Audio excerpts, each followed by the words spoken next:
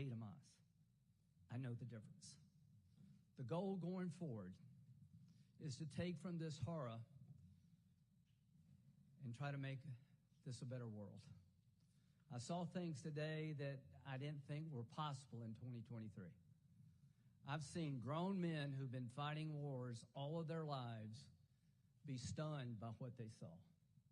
The level of barbaric behavior here is beyond my ability to explain it. What does Hamas mean in English? ISIS. I've seen a lot traveling the world with my friends and my late friend John McCain. I have never seen anything like this in my lifetime. How does this end? Israel thrives, they survive, Hamas is destroyed, and the Palestinian people have a better life. That's how this has to end.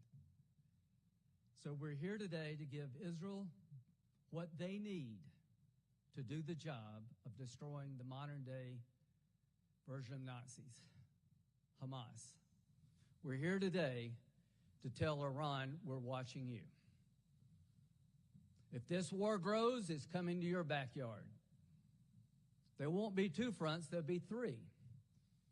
If there's an effort to unleash Hezbollah on the Jewish state to destroy it, my attention will be to Tehran. If these innocent hostages get slaughtered, I hold you, Iran, accountable because you could stop it if you chose to. The idea that this happened without Iranian involvement is laughable.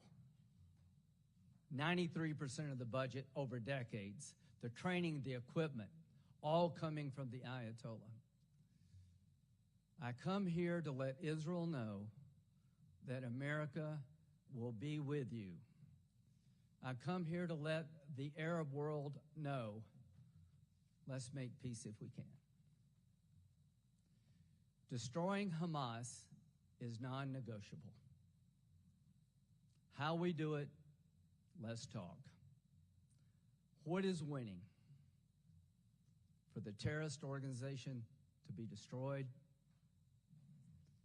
for the people of Israel to have a sense of peace they've lost, for the Palestinian people to have hope they don't have, and for the Arabs and the Israelis to end a conflict that would make the world better.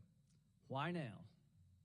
You'll never convince me that this is not about reconciliation between Saudi Arabia and Israel. The Iranians, through their proxy Hamas, unleashed holy hell on Israel to stop the march toward a better Mideast and a better world. My goal is for them to fail. For Iran to fail, Israel must destroy Hamas. For Iran to fail, the Palestinians must have a better life. For Iran to fail, the Mideast needs to come together, marching toward the light, away from the darkness. Senator Cardin. I want to thank Senator Graham for his leadership in putting together this opportunity for us all to be here in Israel. And I want to thank my colleagues that are traveling with us to make it clear we're here because we are shocked, outraged. We saw the barbaric actions of Hamas, something we never thought we would see. And here in Israel, we had the chance to see it firsthand. In the videos and the photos and the faces and the scars that we see that have been given to this country, to the families of the hostages and the pains that they're suffering, small children. It's just unspeakable that this happened. So we're here because we had to be here. Everything that Senator Graham said, I concur. We have Israel's back. We're going to give Israel everything they need in order to defend themselves. We support their efforts to take out Hamas. The crimes that were committed, the barbaric actions that were committed against Israel and the victims. But these were crimes against humanity. We are all involved in this. It's in the United States' interest. It's in the interest of the civility of our planet for us to stand united against Hamas, and Hamas never again being able to do this type of harm to anyone. It's in all of our interest. So yes, I was proud to be part of an effort to pass a resolution in the United States Senate unanimously. And I just call your attention to that resolution. Strong support for the state of Israel. Identifying Hamas, and we ask all countries to identify Hamas as the perpetrator of these atrocities. The immediate release of the hostages. To make it clear to the enemies of Israel, if you try to take advantage of this situation, we are standing ready. Don't even think about it. We thank President Biden for making that clear in the allocation of our resources in this region. We are united, and our hearts are hurting. Make no mistake about it. But we need to be strategic as to how we respond. At the end of the day, Hamas has to be eliminated. At the end of the day, in doing this, we have to be mindful of the innocent people that are caught in this web. Now, we're pleased to see that humanitarian assistance was able to get through, and we encourage the safe zones so that those that are trying to escape Hamas have a safe place during these times. The future for the Palestinians, there is no future with Hamas. We support the future of the Palestinians. And we want to work to make sure that we have a viable options. And that's why this trip was originally planned before the attack by Hamas to promote normalization. Senator Graham talked about it, the partnership between the Kingdom of Saudi Arabia and Israel and the United States. Hamas is trying to stop that. They're not going to stop it. The future is in the normalization between the countries of this region, and we are committed to make sure we get that back on track. But immediate issue is to make sure Hamas can never do this again. Senator Thune. Thank you, Senator Graham. And I would also just say that you've got, as has been pointed out, a bipartisan delegation with representatives from leadership on the Appropriations Committee, the Foreign Relations Committee, the Armed Services Committee, all here to make a statement. And that statement is that the barbarism that we saw on October the 7th cannot stand. Israel has a right to exist. Israel has a right to defend itself and not be threatened on a daily basis, right on its border, by a terrorist organization whose main mission is wiping it off the map. And so we stand with Israel. We do have Israel's back. And we just want the region to know, too, that there are forces in this region that want to take us backward and not forward. Kind of barbarism we saw from Hamas's attack is something that we haven't seen in a really, really long time. And it's really important for everyone to understand that the only people who benefit from Hamas's activities in this region are their enablers in Tehran.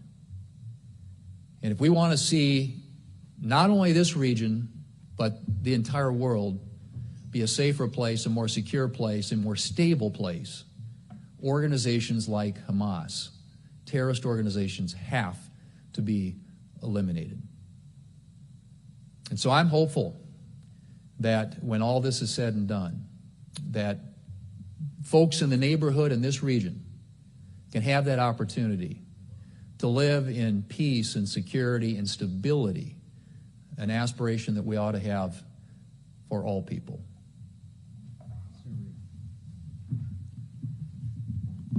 Well, I first want to thank Senator Graham for his great leadership on this issue. And after Hamas's depraved and despicable terror attack on the people of Israel, and indeed against all humanity, we stand here with Israel. We stand in Israel to proclaim our support and our effort to assist them in their great efforts. You've got to understand that Hamas hates the Jewish people and cares nothing about the Palestinian people. That's why they will use them as shields against their weapon systems. That's why they will throw them in the firing line. We have to deal with that terror. We have to help the state of Israel degrade and ultimately destroy Hamas. And we also have to stand, the United States, as a bulwark against the expansion of this conflict into other areas. Those nations that are trying to seize an opportunity should know that they would be seizing something less than opportunity. They would be seizing a very, very bitter outcome. And importantly, we're here to remind the whole world community that we have an obligation to those innocents in Palestine, those innocents rather in Gaza, and those other innocents across the globe.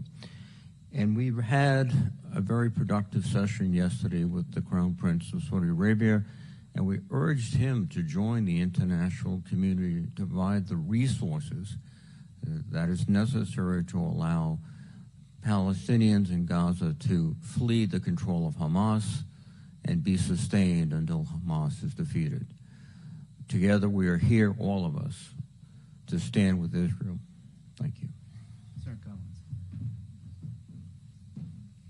I too want to thank Senator Graham for bringing us together in a bipartisan show of support for the one democracy in the Middle East, Israel. Before leaving on this trip, I met with the families of some of the hostages that Hamas has taken. And today, all of us met with a group of families of hostages. And I cannot stop thinking about a little 3-year-old girl named Abigail, who has been taken hostage by Hamas. This is her picture, which was given to me both in Washington and I brought on this trip and met more of her relatives today. Her older sister and brother, ages 6 and 9, hid for 14 hours in a closet to escape Hamas. Her mother was murdered, and her father was murdered as he was trying to rush little Abigail away. What kind of people commit such atrocities? This is not a close call. This is a clear case.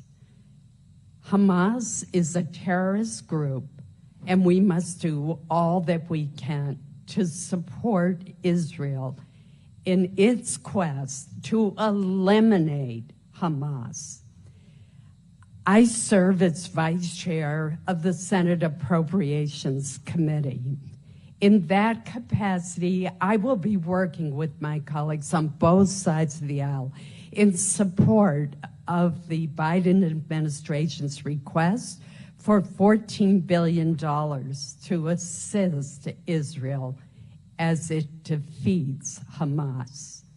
It is not only in Israel's interest, it's not only in the interests of the countries of this region, it's in America's interests, it's in the interests of our world.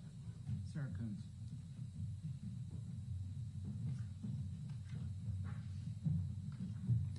John and Rachel kissed their son goodbye as he went off to a concert expecting he'd have a wonderful day with friends. And like so many others of the parents and family members of hostages we met with at the beginning of our day here, they are today in a living hell, not knowing whether Hirsch is still alive or not. His left arm having been blown off by a Hamas grenade as he was in a shelter with dozens of other young folks who were music lovers who went out into the desert just to have a day of enjoyment of music. Like young Abigail, like so many others, from grandmothers to children, they are currently in Hamas hands in Gaza. This is a dark and difficult moment for the people of Israel, and we as a bipartisan delegation of 10 senators thought it important to follow in the footsteps of our president, our Secretary of Defense, our Secretary of State, and another delegation from the Senate that's already been here, to say that across all the committees and the states and the backgrounds that we represent, we stand with Israel. And we intend to provide the resources and the support and to confirm an ambassador to this important ally, but also to send a few simple messages to the region. As our president said, to those who might make the mistake of thinking this moment is an opportunity for them to attack, don't. Even today, even yesterday, there are rockets continuing to come from the Houthis to the south, from Hezbollah to the north, from Hamas. In Gaza, there are continued attacks even today on Israel.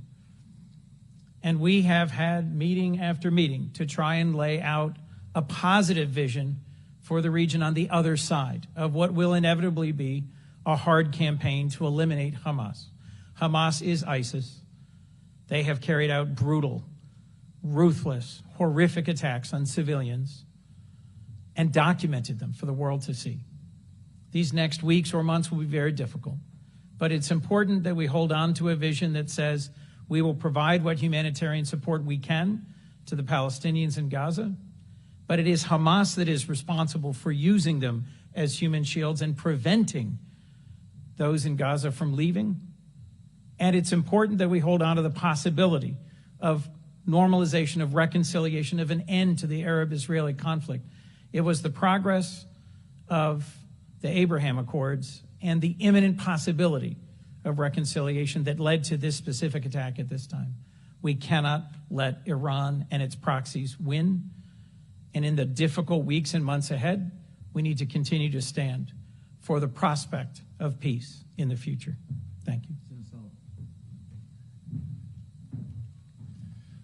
Well, thank you, Lindsay, and I want to thank all my colleagues for being here. You know, we do CODELs for a whole host of reasons, to send messages, to stand with our allies, like we're standing here with Israel, and also to learn.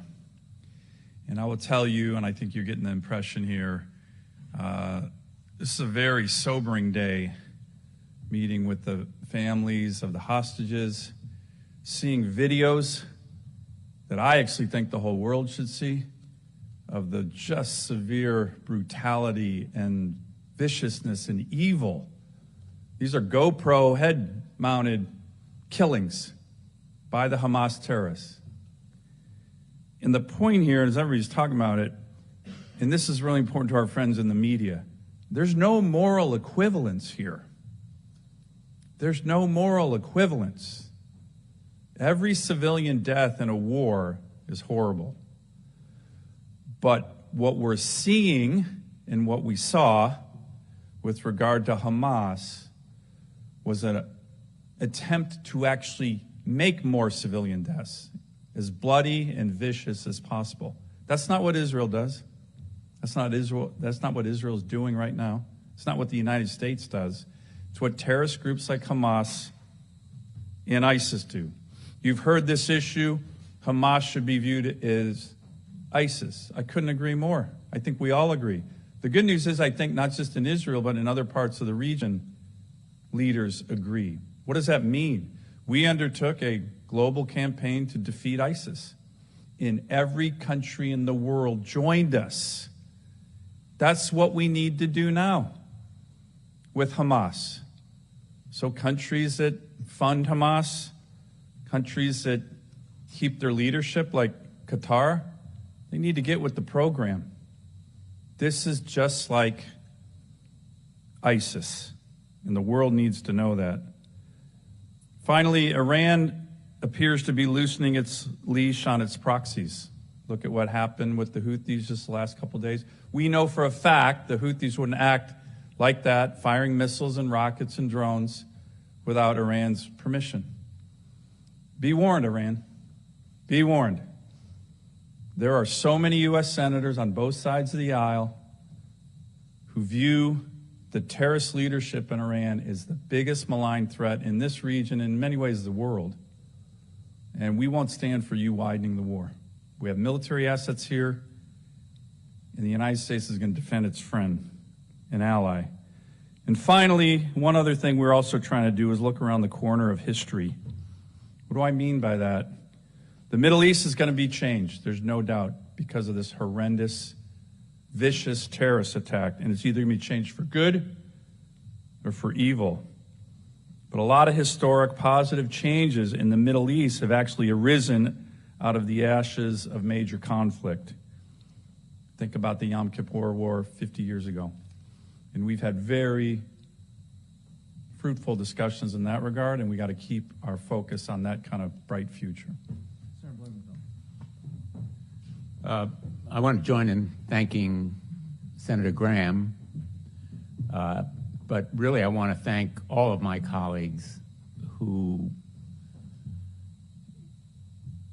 came here today, and I think I have never seen any group of colleagues so moved by what we saw and heard. I've never seen a group of United States senators so inspired and passionate about any cause, and today it is the cause of Israel defending itself, not in a war against Palestinians, but against a terrorist organization, let's call it what it is, seeking genocide. It is genocide. Hamas doesn't just hate the Jewish people like me, it wants to kill us. Period. Every one of us. The world cannot tolerate that kind of genocide anymore. My dad came to the United States of America to escape Germany. He had not much more than the shirt on his back. He spoke no English. He knew virtually no one. He brought over, eventually, his 3 siblings. And his sister came to Israel, where she married and had a family. Today, one of my cousins is on the front in the IDF. When I met with those hostages, I saw in every one of them my family. They are Americans in their dedication to freedom and the values of America, and in their grief and fear, they can unite America. There's no question that in the days ahead, the bonds between Israel and America will be tested again, as they have been in the past. They've proved unshakable and unwavering in the past, and they will be again in the future. To Iran, I want to say again, if you're thinking about giving the green light to Hezbollah, as you did to Hamas, don't. If you're thinking about giving the green light to the captors of those hostages, to slaughter them, don't. If you're thinking about taking advantage in any way of the vulnerability of Israel as it struggles for its existence, don't. Israel has no place to go. As Golda Meir once said, Israel has a secret weapon. It has no place else to go. And today, Israel is in the fight of its life. And I am deeply grateful for the President's leadership in his commitment to give Israel whatever it takes to win, and it must win, not against the Palestinians, It is a war against Hamas. I also want to say that I grieve with all who have suffered losses, not just Israelis, but Palestinians. They are victims of Hamas as well. And they deserve the kind of humanitarian aid that is now flowing but has to go in greater amount. They deserve a place to evacuate so they can get out of harm's way. They deserve the truth so that they understand that if they are in harm's way, they may become victims. And finally, let me just say that this time will be deeply painful for all of us who care about human life. Hamas does not. And it will take the kind of courage and strength that we saw today to move forward toward a different Gaza and a different region with a real future. Normalization and reconciliation are alive and well. That is a message that has come across to me, at least, that normalization is still a positive and achievable hope. And it is, in a sense, the best hope for the Palestinians, as well as for the nations, Saudi Arabia, Israel, and other of this region. Thank you again to Senator Graham for bringing us today. Thank you. I want to start by thanking Senator Graham. Thank you for getting this group together. You and Senator Cardin put together a group of bipartisan senators. Each of us set foot in this country, not as a Democrat or a Republican. We set foot here, united as Americans, standing shoulder to shoulder with Israel. When we walked in the room today and talked to the families of these hostages, I listened as a mom. I listened as a wife, as a daughter, as a sister, thinking what these families are going through, thinking what each individual hostage is going through is absolutely unbearable. When we watched the videos and heard the stories today, the things that happened were unthinkable. The loss of life, kids having to watch their parents be murdered, parents having to watch their children be burned to death, women having to be raped, kids decapitated. It's disgusting, it's despicable, and it is pure evil. Make no mistake, I believe that people of all faiths can exist in peace and prosperity. But I do not believe that good can exist with evil. And when evil rears its head, we must look it in the eyes and we must take it down. And Hamas is pure evil. Israel has every right to defend herself. And not only the right, they have the obligation to their children and their children's children. They have an obligation to the innocent. They have an obligation to the peace-loving people of this world. And that is ultimately what we want. We want Hamas to be destroyed, and we want peace to be restored. President Reagan said that evil cannot exist if the good are unafraid. Iran, Hamas, we stand here today to tell you that we are unafraid.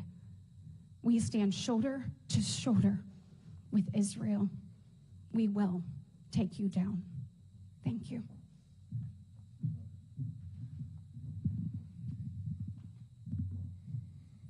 I was here on October 6th, and I was happy to get here early. I came here to meet with Palestinian leaders, and I came here to meet with Israeli leaders, and then I was going to go on to Bahrain and to the UAE to talk about the expansion of the Abraham Accords, the best pathway I've seen in my lifetime towards peace in this region and back towards a two-state solution.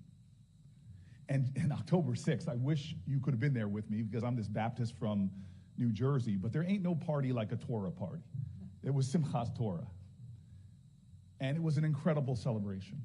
I had Shabbat dinner with a dear friend's home and brought another friend with me. Woke up the next morning, went jogging in the old city, and got a call from my chief of staff right there that I needed to get back to the hotel because Israel was under attack. And here I am, 2 weeks since I left Israel to the day, over the Allenby Bridge, after spending a day in and out of bomb shelters. And not just Israel has changed, but the world has changed. We have seen the brutalization of civilians, the butchering of children. We have seen the deaths of civilians and children that are of Palestinian descent, of Israelis. We have seen pain and hurt. This region is sinking in a agony. And why? What ignited this pain in this region that is rippling as far to my country, where threats against mosques and synagogues and shuls and violence against Muslims in my country and Jews is on the rise? What ignited this hate and horror that is rippling across the world? A terrorist organization, Hamas. They lit the match, they threw the grenade in the most gruesome ways to see Israelis today, soldiers today, with their voices choked with emotion, saying they have never seen this kind of brutality and hate from a terrorist organization, more like Daesh, more like ISIS. They're not freedom fighters. They have chained so many, sinking like an anchor in depths of grief and hurt and horror. There can be no moral equivocating. We are here right now. All of us in this room, we are gathered here because of Hamas and what they have done. I am so happy to travel with this group, but for this reason, I've seen a bipartisan delegation, eyes filled with tears, as they are revisiting the trauma with hostage family members, hostage-taken family members. I've watched them on this Codel, things they haven't mentioned. In private meetings, talking about getting humanitarian aid, lowering civilian casualties, getting Americans of Palestinian descent out, caring about humanity, showing their humanity as we work together as Americans, trying to uphold the highest of moral values. But what a moral failing if we did not stand here with a resolute voice, with unshakable conviction, with unbreakable resolve to say that we stand with Israel in their fight against a terrorist organization that is unleashing hate onto this world, a terrorist organization that even in their very rise killed, abducted, murdered Palestinians. Every time peace seems to be in the path, like after Oslo and during Oslo, they attack civilians, kill families and children. We are here today. What a difference 16 days makes. We are here today in a united stance against hate, against horror, and against this terror organization. And we are resolute that those people who fund and enable and empower terrorism, who wants to move this region away from the pathway of peace, from a two-state solution to a safe and secure Israel, to a homeland for the Palestinians, what Hamas is trying to do, we stand against you. This is who we are. I will tell you this. I was moved that on the plane in, one of my Republican colleagues is reading the Psalms. And it was amazing to me. Another one of my Republican colleagues pulls it up on his phone, and suddenly we were praying as we were landing in Israel. And the reason why that heartened me is because of the kinship in this region. We're all, a bunch of us Christians and Jews, Muslims and Israelis, part of the family of Abraham. What's awful about Hamas, this terrorist organization, this ISIS, Daesh-like, that they betray Islam. They betray the values of the Abrahamic faiths. And so, yes, we are Americans, but we stand with our cousins, with our brothers and sisters, whose humanity has equal dignity. A Christian child, a Muslim child, a Jewish child, an Israeli child, a Palestinian child. We should all be weeping for this terror that was unleashed on the killing of children, all ignited by this terrorist organization. And so for our combined faiths, for the power of the ideals of Abraham, who showed the word in Islam, sadaqah, the word in Judaism, sadaqah, this idea of justice, this idea of charity, of kindness, of decency, of love, of peace. That's what this is all about. We have a moment here where we can unify as a people to reject those who peddle hatred and violence and anti-Semitism, who unleash hate in this world, with our collective resolve and say no more. Right here, we unite to stop terror, and we choose a different way, a way that some of our Muslim brothers and sisters have shown. There is a different way in this region for all of God's children to join hands for human rights, for human dignity, for security, for peace and prosperity. That is the crossroads where we are. And if you want to know where I stand with those who choose the future. I stand with those who choose progress. I stand with those who choose peace. I stand with those who choose love over hate.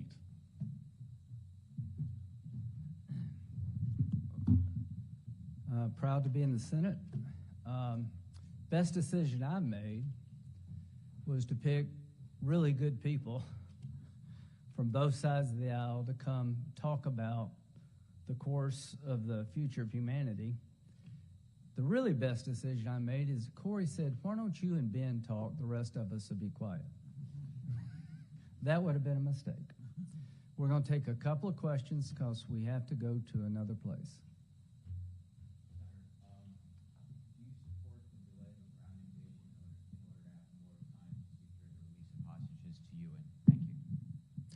Do you support? You don't need any more time to release the hostages. Let them go. It's not a time problem. They could do it right now, but they're not, because they're going to hold these innocent people over the head of the state of Israel and humanity. So why don't you ask them? Why won't you let them go? They will not let these people go until Tehran feels the pressure. To Iran, enough. You're the largest state sponsor of terrorism. You got American blood on your hands. This could not have happened without your support.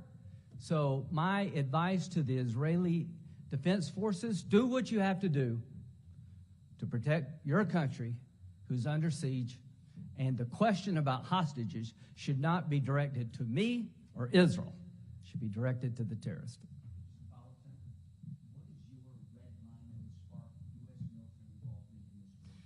I came here to give voice to the idea that there's a bipartisan belief that escalation of this conflict should not occur. We ask the IDF and Israeli officials, what would a full-blown war with Hezbollah look like? It was not good. It's not my job to communicate red lines. I'm here to help my president. I'm glad he came. He's spoken well. Now it's time to put everybody on notice. If it gets worse, there'll be 3 fronts, not 2. U.S. troops have come under attack in recent days. Senator, should U.S. military strike back? Did you get all the questions, or is this some of it? No, that's not. Yeah, go ahead.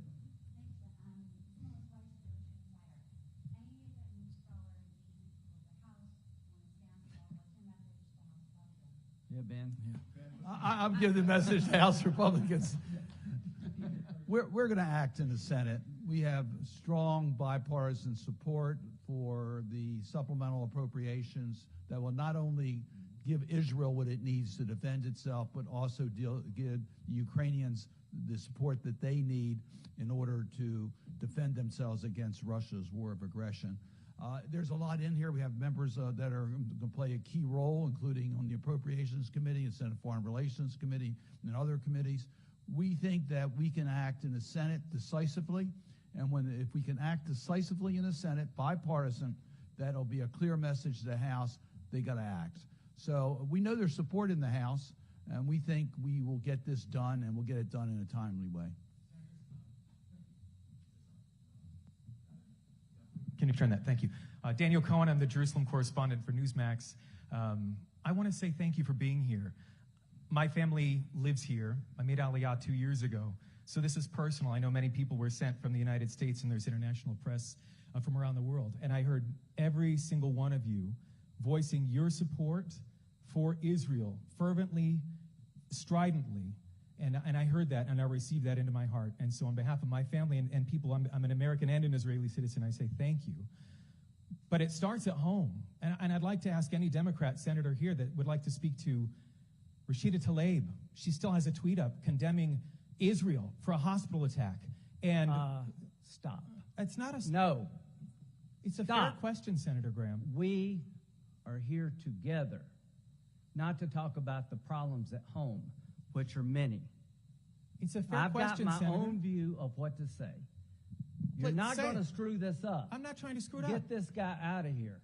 Now, let I me live tell here. you. I'm an Israeli. I want an answer to the question, please. I'm an American. And I am too. And I believe in free speech. I don't believe what the squad has to say Thank at you. all. But I came here with Democrats and Republicans to let everybody in the world know, don't judge every Democrat by the squad, and don't judge every Republican by some of the things you hear. Where the House, No comment. yeah, where the House, they'll get their act together, but we need to do our job. We need to do our job in the Senate. We need to pass a bill that will help Israel, help Ukraine. That's at least what I think. I think the House will show up. And I'm sorry, my friend, I probably shouldn't have said it, but my nerves are raw right now. Yeah, okay, last question. Huh?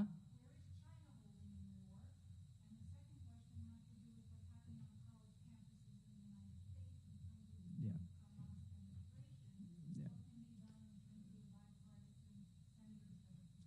Share the photos. Tell the story. You don't know what you're talking about. The people who are, say, free Palestine, the best thing you can do to free Palestine is destroy Hamas. The best thing you can do to have a better life for the Palestinian people, destroy Hamas and put Iran on the sidelines. I think one of the things that's been revealing here to your question is some of the big, great power adversaries that the United States is dealing with right now, Russia, China, have completely revealed themselves. There hasn't been one statement from China or Russia criticizing Hamas and calling them out for what they did.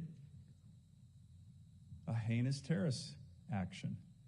So I think everybody in the region should know that, but I think that as they do typically, they're siding with the wrong side of history. But the Chinese have been silent and haven't said anything critical of this heinous terrorist action, and neither is Russia.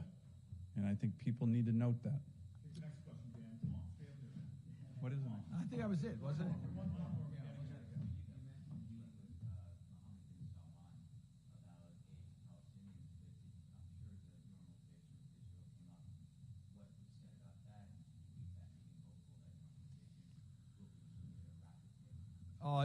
It was an incredible opportunity that we had with the Crown Prince. He gave us an incredible amount of time, but more importantly, we had a candid exchange, a very candid exchange. And I think he demonstrated his interest in the kingdom's future, Saudi's future. He sees that in a much more progressive way than the past. We have talked about the normalization between Saudi Arabia and Israel. We all recognize that because of October the 7th, the focus is going to be, and rightly so, on those circumstances. But the future, we all recognize, is the normalization of relations, two states living side by side in peace, which we've already talked about it. And we found that discussion to be very constructive on all those points, recognizing that the immediate needs are to deal with the crisis that Hamas has created. The Saudis feel very concerned about Iran and its proxies, so it was no surprise to us to know that the Crown Prince is very interested in dealing with the terrorist threats that are in the region. You know, I want to